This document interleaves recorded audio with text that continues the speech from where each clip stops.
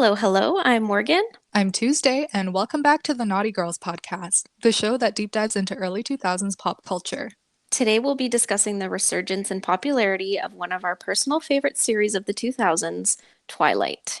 I don't know if it's because author Stephanie Meyer released a new book in 2020, but the Twihards are back in full force. The movies are now on streaming services like Netflix and Crave. TikTok users turn it into a viral aesthetic, and even stars like Olivia Rodrigo have been spotted wearing Twilight merch. Some people are just watching the movies and becoming fans for the first time, but others are rewatching it as adults, which is what we did, and we'll discuss our thoughts on the first movie later on in this episode. We'll also get into Twilight's religious affiliations and, of course, behind the scenes drama among the actors. But before we dive in, let's start off with our headlines of the week. Tuesday, if you were an early 2000s celebrity on the cover of a tabloid, what would the headlines say this week? I think the headline would say Tuesday challenges men to boxing match. Oh, And okay, please. the men in question, there's three. One, the Tinder swindler. Okay, Two, Sam Levinson, writer and director of Euphoria. okay. And three, Ed Sheeran. Oh, you gotta elaborate on this. Gladly. So, first of all, the Tinder swindler. Have you watched that documentary on Netflix? Yes, we watched it a couple weekends ago and it was crazy. I know. Okay, so my colleague recommended to my work team that we all watch it, so we did. I have never been so pissed off Yeah, in my life. I mean, the first like 15 minutes I was watching it, I was struggling to feel sympathy for like the first victim of this man who went on Tinder and scammed a bunch of women out of money and was like cheating on all of them and using their money to fund this like lavish lifestyle and take women on dates. So basically, he was taking money from the women he was dating to cheat on them with other women and get money from the women he was cheating with. It's this crazy ploy, and I don't know how he came up with such an elaborate scheme. But the thing that pisses me off the most is the fact that he's out of jail for his crimes now, and he's back on his bullshit. Like he's still swindling. He's on yep. this, I don't know if you saw, but he's on this app now called Cameo where you can pay celebrities to give you a video shout out. So he's on there as like a talent or a celebrity. So he has people paying him for like video shout outs, and he'll like make you a video saying, "Hello, it's me. Like, I swear I'm innocent. Like, I'm suing Netflix. Like, they framed me." Okay, you And sounded just like him, by the way. That was very oh, impressive. thank you. Thank you. I really like his voice is stuck in my head. It's been haunting me. So, yeah, I would like to challenge him to a boxing match and just knock some sense into him. I So love it. that's guy number one. All right, perfect. Guy number two, Sam Levinson. I watched the Euphoria season two finale and I've been left with a lot of questions. I feel like season two has a lot of plot holes that were left unanswered. And from what I've read online, he had an original plan for season two that he scrapped and completely rewrote as they were filming. And I feel like that's why. And he had like beef with one of the actresses on the show and kind of cut all of her lines. So we barely saw any of her. And the time between season one and season two that we waited was 2 years. And I don't know if I'm willing to wait another 2 years for season three. So, Sam Levinson, see you in the boxing ring. And final man, Ed Sheeran. No specific reason. I just think I could take him. Honestly, I think you could take him too. Thank you. That means a lot to me. So I'd love to have the experience. Ed, if you're listening, I'm ready when you are. Now, how did you pick him out of everybody? I mean, why not Ed Sheeran? I don't know. I don't know what it is about Ed. So that would be my headline. That's my call out of the week, I guess. Perfect. I think you could take all three of them and win easily. So, Thank you so much. So, Morgan, what about you? If you were an early 2000s celebrity gracing the cover of a tabloid, what would the headline say? okay, so mine would be Morgan is cursed. What do you mean? Okay, so I'm going to preface this by saying that I am generally a very, very clumsy person. So I will randomly drop things when I'm holding them. I will randomly fall when there's not even a tripping hazard in front of me. But this week in particular, I have just had the worst luck and I don't even understand why. So to start off, every single clean piece of clothing that I've put on this week, I have immediately stained it with coffee or pasta sauce or soy sauce. It's on there and I have to use so much stain remover to get it off. That's the worst. Oh my gosh, I've done so much laundry this week. But, anyways, so that's one thing. Another thing is I've just been constantly dropping things. And this morning I was filling up my water bottle, glass water bottle, I'd like to point out. I moved it and it completely shattered. And No. the entire thing spilled all over the counter, and there was glass. So, needless to say, I need to get a new water bottle. And the last thing happened right before we started recording. I was getting dinner ready and opened up a can of beans, went to go strain that in the colander. And for some reason, I guess my brain just like stopped working. I don't understand. And I started to empty the can of beans with all of its juices into the colander, not even above the sink. And all the bean juice just like went all over the floor and all over the counters. And I don't know if you've ever, done that before, but bean juice does not smell good. Yeah, I was just And gonna ask, how's it smelling in there? you know what? I'm not gonna lie, it's not good. It's really No, not good. No, it's not good. But not it's a new okay. fragrance. No, not one that I particularly enjoy, but I did clean it up. Honestly, I'll probably have to go clean it up some more after we are done recording. But yeah, so I'm cursed and I'm really hoping for some better luck in this next week because I need to catch a break. Well, I'm sorry you had such a terrible week, but I hope it gets better. At the very least, I think your night will get better because we're going to talk about one of our favorite things in the entire world, Twilight.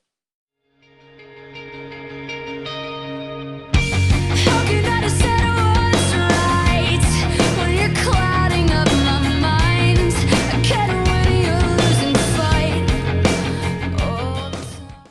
The Twilight Saga comprises four fantasy romance novels written by American author Stephanie Meyer. They center around high schooler Bella Swan, who gets swept up in the secret world of vampires, werewolves, and battles between enemy clans after she moves to a small town in Washington called Forks. She also gets caught up in a love triangle with a vampire named Edward Cullen and a werewolf named Jacob Black. Stephanie Meyer said that the idea came to her in a dream in 2003. She said that in her dream, she saw a beautiful, sparkly boy and a girl who was human and normal, and they were having a conversation. She then started writing it down to make sure that she didn't forget it because it really intrigued her. She also said she listened to a lot of My Chemical Romance while writing the first book. Speaking of, do you know about how that connects Twilight to 9/11 and also Ellen DeGeneres being canceled? Wait, what do you mean? So, My Chemical Romance influenced Twilight, right? But the band only exists because the lead singer, Gerard Way, was inspired by the 9/11 attacks. When that happened, he was like, oh my God, I need to get out of my mom's basement and actually do something meaningful with my life, aka start a band. So that led to Twilight, which then influenced the book 50 Shades of Grey. And then 50 Shades of Grey got turned into a movie starring Dakota Johnson. Now, Dakota went on The Ellen Show in 2019, where Ellen, for some reason, made a big stink about not being invited to Dakota's 30th birthday party. But Dakota exposed Ellen for lying about that, and then Ellen got canceled. Oh my gosh, what the heck? That is quite the trail there. Well, anyways, so 2 years after Stephanie Meyer had her dream, Twilight hit bookstores in 2005, and the other novels in the series quickly followed. New Moon hit shelves in 2006, Eclipse in 2007, and Breaking Dawn in 2008. And you bet we ran to the nearest bookstore to get them as soon as they came out. Yes, oh my gosh, it was like the thing to have them all lined up on your bookshelf. And the series was hugely popular and won several awards, which led to five film adaptations, and they were all top earners at the box office. Kristen Stewart was cast as Bella, Robert Pattinson as Edward, and Taylor Lautner as Jacob. I actually looked it up, and all five movies earned over $3 billion. Oh my God. Well, I can believe that. Do you remember when we went to the Twilight premiere in 2008? Yes, oh my gosh, of course. The place was packed. So we had this friend in middle school who had a copy of the Twilight book, and her mom basically forced us to take turns borrowing it, which is how we got interested in the series in the first place. And Yep. that was around the time that the first movie was announced. So then her mom bought our whole friend group tickets to the premiere. She was the one that drove us there straight after school to the theater, and we lined up outside for something like 2 hours before the showing and just booked it to the best seats as soon as the doors opened. Yes, oh my gosh, that's taking me right back. And to say that we were excited was a complete understatement. I mean, we just couldn't wait to indulge in the supernatural romance along with every other, 12 to 15-year-old girl in the city. Yep. And I must admit, I was part of the minority and I was on Team Jacob. I was Team Edward, and I made a shirt for the premiere that said Team Edward because Jacob doesn't sparkle. Girl, don't you still have that? Yeah, I'll never get rid of it.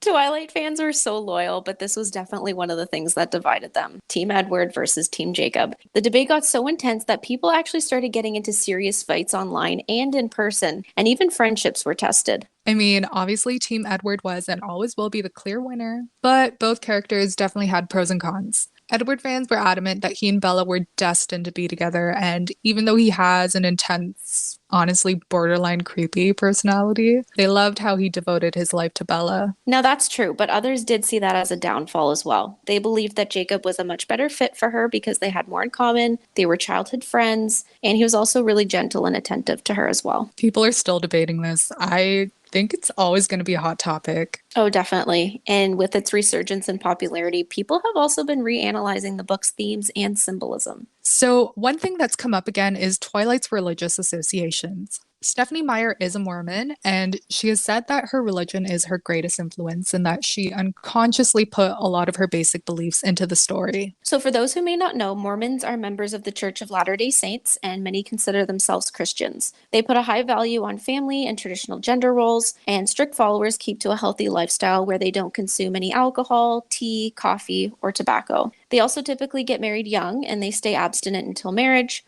They start having babies young, and they also believe that marriage is eternal. From this perspective, we can kind of see how Twilight is an allegory for an outsider to the Mormon church being introduced and converted to their faith. So, take for example, when Bella moves to Forks to live with her dad, she assumes the typical role of a housewife, like she cooks, cleans, and makes sure all the bills are paid. She doesn't smoke or drink, and she describes her relationship with Edward as a forever thing, and they stay abstinent throughout the series until they get married. And then she gets pregnant immediately after. Plus, the Cullens are a family of vegetarian vampires, meaning they feast on animal blood instead of human blood. They restrain themselves from indulging in things they believe to be impure, like killing humans. They withhold from drinking human blood in the same way that Mormons might from drugs and alcohol. Edward says it's hard to hold back from killing Bella because her scent is so desirable, but it's a sacrifice he's willing to make because she's the one he's meant to be with. He also tells her he has human desires buried deep inside, like the urge to kiss her and, well, you know. Above all, the Cullens place a huge importance on protecting family and sticking together. They present themselves as a family, but they're not actually biologically related, and all but Edward are coupled up in relationships. And the dad figure, Carlisle, saved each of them from death at different points in time by turning them into vampires, and this is what bonds them all for eternity, because vampires are immortal. Now, this is kind of similar to a ritual that's practiced by the Latter-day Saints called sealing. So sealing is something that's performed at wedding ceremonies or between parents and children, and they do this to bond people together for time and all eternity, even after death. Sound familiar? Yes, it does. And Bella adopts the Cullens' core beliefs that family and loved ones come first. Although it's not a direct quote from the book, the Twilight movie even starts with Bella saying, "I'd never given much thought to how I would die, but dying in place of someone I love seems like a good way to go." Now, if you're curious about what the Twilight actors thought of the books, just get a load of what Robert Pattinson had to say. Now, he actually openly hated both the books and the movies. So, in an interview with E! News, he said he got the impression that Stephanie was convinced that she was Bella, and said that the book seems like something that wasn't supposed to be published. He also said reading the book was uncomfortable because, quote, "it was like reading her sexual fantasy, especially when she said it was based on a dream." To be fair, the way she describes Bella's physical appearance does seem to be based on her own. So Bella is supposed to have a pale complexion, long straight brown hair with a widow's peak, a heart-shaped face, wide-spaced big brown eyes, and prominent cheekbones. Now go Google image search Stephanie Meyer. I'm just saying. Yeah, it's the exact same. On the topic of Robert Pattinson, though, he and Kristen Stewart took their on-screen romance off-screen and dated for almost 4 years. So that was between 2009 and 2012. But heart shattered when tabloids reported Kristen cheated on him. In 2011, Kristen started filming a movie called Snow White and the Huntsman, directed by Rupert Sanders, and apparently the two got pretty close on set. But Rupert Sanders was married with 2 kids. In 2012, Us Weekly published photos of the two locking lips, and neither of them even tried to hide or deny it. And this sparked outrage among Twilight fans who started attacking Kristen on social media. Both Kristen and Rupert issued public apologies, but the damage was already done at that point. Robert Pattinson was reportedly heartbroken and broke up with Kristen. They got back together in October 2012, about 1 month before the release of the last movie in the Twilight franchise, Breaking Dawn Part 2. But then they ended things for good in May 2013. And I have a feeling they only got back together because they had to promote the movie. Yes, that's probably true. So clearly it's been a while since Twilight's heyday, but just when people started to forget about it, Stephanie Meyer came out with Midnight Sun in May of 2020. I actually screamed when I saw the news. So, this book has actually existed for ages, and it tells the story of Twilight from Edward's perspective. But back in 2008, the first 12 chapters of the book were leaked online, and Stephanie Meyer stopped working on it. So, for her to finally finish and release it all these years later was such a pleasant surprise, especially for those of us who grew up with it. And I think that's probably what sparked Twilight's renaissance. And I think the timing is something to note here as well. I mean, they say that in times of uncertainty, nostalgia can be comforting and a way to cope. In May 2020, we were right in the thick of the pandemic, and so many people were looking for an escape. And I feel like that may be why so many people were pulled back in. That's so true. Honestly, I spent a lot of time revisiting my middle school era interests during our first few months of lockdown, and I also did pull out my Team Edward shirt out of the closet in celebration of Midnight Sun.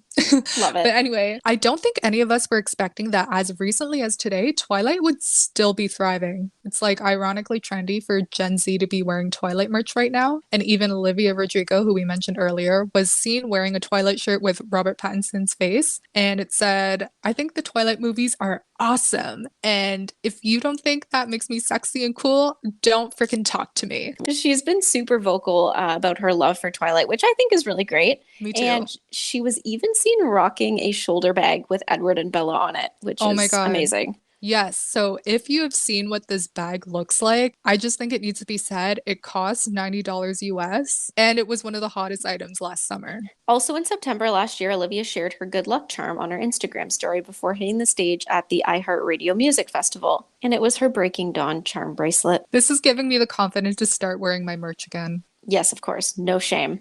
The Twilight fandom has really blown up on TikTok in the past 2 or 3 years as well. The Twilight hashtag alone has close to 13 billion views, and that's not even scratching the surface. No, there are endless other Twilight related hashtags with billions of views also, and so many users have gone viral for character impersonations, cosplay, scene reenactments, and of course, the memes. Like, "Bella, where the hell have you been, Loca?" Okay, but have you also seen Mary Alice Brandon's videos? She looks exactly like Alice Cullen, and I think she actually goes by the name Alice Cullen too. Yes, they seriously look like the same person. Love her dedication. And also that guy, Brody Wellmaker, his Bella Swan impersonations are spot on. Oh my gosh, yes, I love it with his hair. And the squinting, it's Yes. perfect. Yeah, honestly, there are way too many users to shout out here. They're all too good. We definitely urge you all to go look up the Twilight hashtags on TikTok if you haven't already, but we can't promise that you won't end up going down a rabbit hole and spending hours scrolling. We also invite you to join in and relive your childhood with us by rewatching the movies. And for those who haven't seen it yet, I don't think you're going to regret giving it a shot and seeing what all the hype is about. And that leads us to our final part of today's episode. So we decided to have a little fun and we watched the first movie, Twilight, for the first time in a long time. And I must say, my thoughts are pretty different than when I was 13. Okay, yes, so tell me about it. What was your initial impression? Mine was that I just didn't remember the screen being so blue. Yes. Oh my gosh, that's so funny that you say that because I was like, is there something wrong with my laptop screen? Do I need to change the settings? I know Forks is supposed to be gloomy and rainy, but I just don't remember it looking like that. I think we were so excited to be watching the movie in the theater that we just didn't pay attention to any of the cinematic choices that they made for the movie. Yes, absolutely. Nothing else mattered in that moment but seeing Edward and Jacob in my case. And honestly, when he first came on the screen for the first time, my heart fluttered a little bit. And it's so funny watching it now and watching like the cafeteria scene and like when all the characters first come on screen, I could literally hear us and everybody else in the theater scream. It was really, really funny to watch it again. Me too. I just got brought back into that moment, like clutching the handles of my theater seat. Yes. We were all screaming when everyone walked on scene for the first time. And then I also remembered when that annoying guy, Mike, who has a crush on Bella, every time he would come up on screen and also in the end credits when they showed everyone one by one, he was the only guy we all went, ugh, for collectively and then just started laughing. That is one of my favorite memories as a little preteen kid for sure. Which is funny because watching it now, I was kind of like, Mike is like really sweet and he cares about Bella, but I don't remember if he's like, is he like a bad character in the books? I don't think so. Not that I can remember. Okay, I think he was just not Edward, and we didn't care about him. We it's a just good were point. rooting for Bella and Edward so much. But honestly, now watching it as an adult, I don't know why I rooted for that relationship so hard. It was so toxic and so manipulative. And look, I honor my preteen self's crush on Edward. I loved him so much. But if I were Bella in that situation, I would get a restraining order. That guy was breaking into Absolutely. her house and watching her sleep, and she's like, I'm so flattered. Like, girl, Get go out. away. Go move with your mom. Absolutely. I thought the exact same thing. And also, he's supposed to be 17. Like, I get it, he's immortal and whatever, but he's supposed to be 17. He literally looks like he's like 30 and he's like breaking into this girl's house and watching her sleep. Like, I don't know. The characters that they cast in the movie were definitely not as I imagined them when I was reading the book, and they all obviously looked a lot older. But yeah, it's a really intense love for them to be having at just 17 years old, and I don't think that really registered for me as a kid. I Yep, just same. romanticized that love story so much, and it gave me so much life. And I thought that my first relationship was going to look like that and it'd be perfect. You know what? Some things are just meant to be fantasy, and that's okay. Yep. And I love the scene when Bella comes over to Edward's house for the first time and they're all like cooking up a meal and they're basically just sniffing her and telling her how delicious she smells. Like that is beyond creepy. I was like, ugh. Why did we think that was normal? I You know have no what? idea. There are so many moments in that movie that I look back on now and I'm like, this is a comedy. Like this is very funny. Or like when Edward's trying to intimidate her in the forest and then like grabs her and Spider Monkey climbs up a tree. Yes. The way I threw my phone while I was watching that, I was like, wow, I was really turned on by this when I was little. Like I thought that was so handsome. He would Yeah. do really well in that show that was on a couple of years ago. What was it? American Ninja Warrior. I think it's still on. He would do fantastic. I agree. I don't know about you, but I found the first half of the movie so hard to get through because I was just like cringing and I had like secondhand embarrassment just like watching her. No To be offense. fair, no, to be fair though, I think she played it exactly as Stephanie Meyer wrote the character. And I think Bella was supposed to be as awkward as she was portrayed. But yeah, I also felt the same way watching it. Like it was really hard to get through the first half. When it got more into like the action stuff, I was like, okay, yeah, give me something. But the first Yep. half was like, okay, girl, give us nothing. Yes.